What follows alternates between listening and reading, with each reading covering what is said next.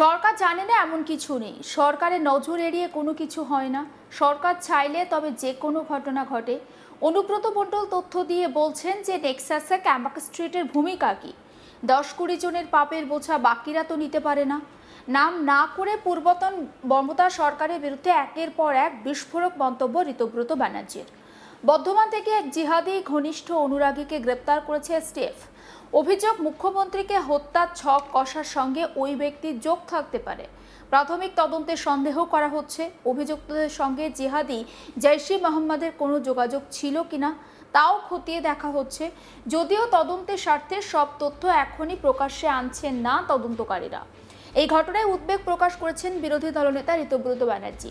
তার দাবি, মুখ্যমন্ত্রীর গতিবিধি সংক্রান্ত বিস্তারিত তথ্য অভিযুক্তের কাছে ছিল।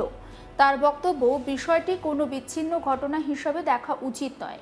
এর পিছনে কোনো বা কেউ বা আরও কেউ জড়িত রয়েছে কিনা, কোনো বড় নেক্সাস কাজ করছে কিনা তা গভীরভাবে তদন্ত করা প্রয়োজন। আগের মমতা সরকারের বিরুদ্ধে সরব হয়ে ঋতব্রত ব্যানার্জি বলেন, সরকার জানে না এমন কিছু নেই। সরকারের নজর এড়িয়ে কোনো কিছু হয় না। সরকার চাইলে তবে যে কোনো ঘটনা ঘটে। অনুব্রত মণ্ডল তথ্য দিয়ে বলেছেন, নেক্সাসে ক্যাম্পাস স্ট্রিটের ভূমিকা কি। 10-20 জনের পাপের বোঝা তো বাকিরা নিতে পারে না। একবার শোনাই ঋতব্রত ব্যানার্জি, রাজ্যের বিরোধী দলনেতা, তিনি ঠিক কি বলছেন সেই বক্তব্য। সরকার না চাইলে কিছুই সম্ভব না। সরকার যদি না চায় তাহলে দাঙ্গাও হবে। সরকার চাইলে তবেই যে কোনো ঘটনা ঘটে। এবং এই যে কথাটা যেটা মুখ্যমন্ত্রী আজকে বলেছেন, অনুব্রত মণ্ডল তো কলকাতায় যেদিন এসেছিলেন আমার সামনেই আপনাদের সঙ্গে কথা বলছিলেন, আমার এক্স্যাক্টলি ফিগারটা মনে নেই। উনি তো তথ্য দিয়ে বলছিলেন প্রতিদিন, মানে এই যে নেক্সাস, এই নেক্সাসে ক্যাম্পাস স্ট্রিটের ভূমিকা কি,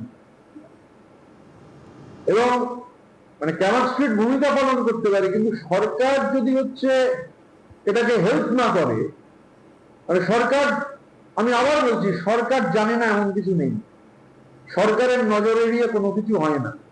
তো এটারও একটা হোয়াইট পেপার অগস্ট মাসে যে বিশেষ অধিবেশন হবে, আমরা মুখ্যমন্ত্রীকে অনুরোধ করব, লিখিতভাবেই অনুরোধ করব যে এই ব্যাপারটাও প্রয়োজনে আলোচনায় আসুক, আলোচনা হোক।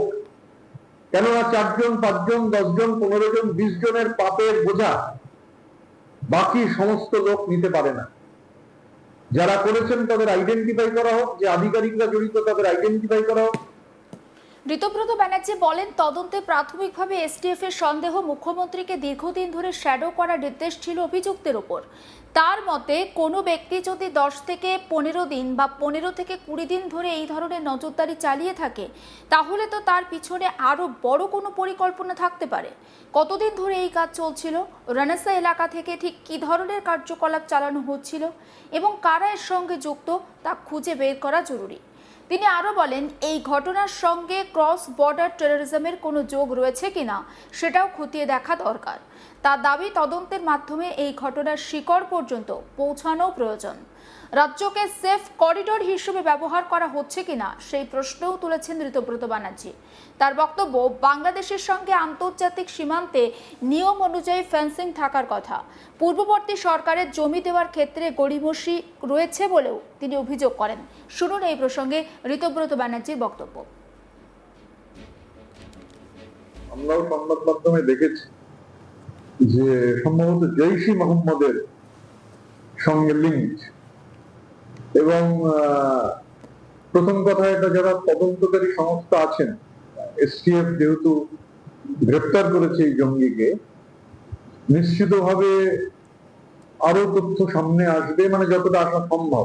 কারণ এটা ভয়ঙ্কর ব্যাপার যে ক্রস বর্ডার টেরোরিজম, বর্ডারের ওপার থেকে যদি লোক এসে এখানে অপারেট করে, এবং যা শোনা যাচ্ছে যে রাজ্যের মুখ্যমন্ত্রী তার গোটা মুভমেন্টের ডিটেল সেটা তার কাছে রয়েছে, এবং সে রেনেসাতে ছিল। দেখা দরকার কবে থেকে ছিল, কতদিন ধরে ছিল, তাকে কেউ মদত দিয়েছে কিনা বা একাধিক লোক মদত দিয়েছে কিনা। ব্যাপারটা অসম্ভব সিরিয়াস, এবং মানে এসটিএফ যেহেতু তাকে গ্রেপ্তার করেছে, প্রয়োজনে মানে দেশেরও যারা বিভিন্ন এরকম সংস্থা আছেন এই ব্যাপারে পারদর্শী, মানে তাদেরও ইনভলভ করা দরকার, কারণ এটা কোনো মামুলি ঘটনা নয়। এবং যেটা আপনাদের থেকে যেটা জানলাম যে ছিল এখানে, মানে রেনেসাতে একটা টাউনশিপ হাই রোডের ওপরে বাঁদিকে পড়ে, ওদিকে যেতে গেলে, কলকাতা থেকে যেতে গেলে, তো সেখানে এরকম ভাবে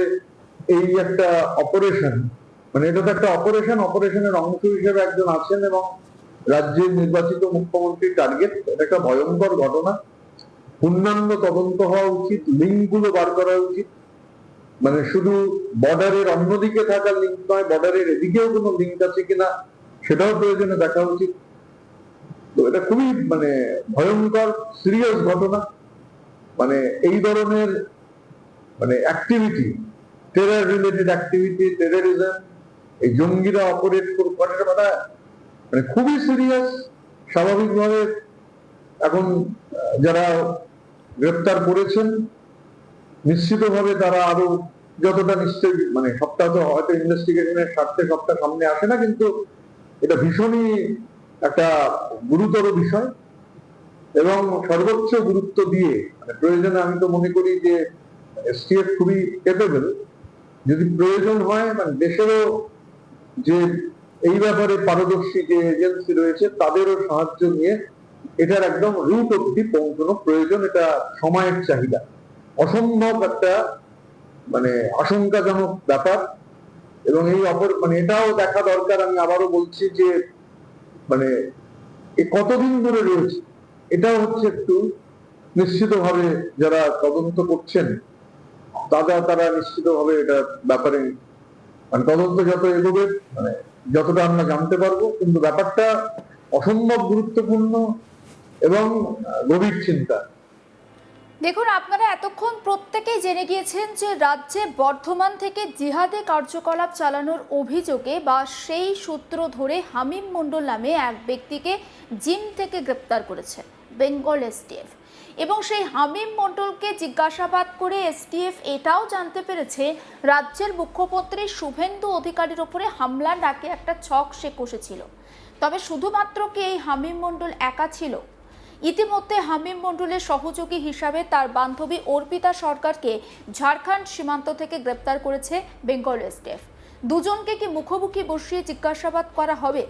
তৃতীয় কোনো ব্যক্তি বা বড় কোনো চক্র কি কাজ করছে এই নেটওয়ার্কের সঙ্গে? এই হামিম মণ্ডল নাকি কিছুদিন আগে পাকিস্তানে গিয়েছিল, পাকিস্তানে গিয়ে সেখান থেকে নাকি সে জঙ্গি কার্যকলাপ বা জিহাদি কার্যকলাপের ট্রেনিং নিয়ে এসেছিল। হাওড়ার পিলখানাতে সে গেঞ্জির ব্যবসা করত, তারপর তার সপরিবার তারা রেনেসা এলাকায় চলে আসে। সমস্ত আপডেট পৌঁছে দেবো আপনাদের কাছে, নজর রাখুন আজ তাক বাংলায়, সাবস্ক্রাইব করতে ভুলবেন না।